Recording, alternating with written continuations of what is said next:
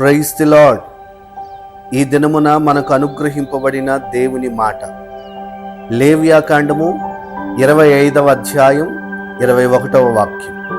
నా దీవెన మీకు కలుగునట్లు ఆజ్ఞాపించదను, అది 3 ఏండ్ల పంటను మీకు కలుగు చేయును. ప్రియమైన వారలారా, దేవుని ద్వారా ఇట్టి 3 దీవెన మనం పొందాలి అంటే మనము చేయవలసిన కార్యము 17వ వచనంలో వ్రాయబడి ఉన్నది. మీరు ఒకరినొకరు బాధింపక నీ దేవునికి భయపడవలెను.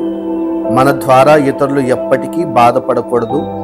చేతనైతే ఇతరులకు మేలు చేద్దాం, కీడు చేసే మనస్తత్వం దూరం చేసుకుందాం.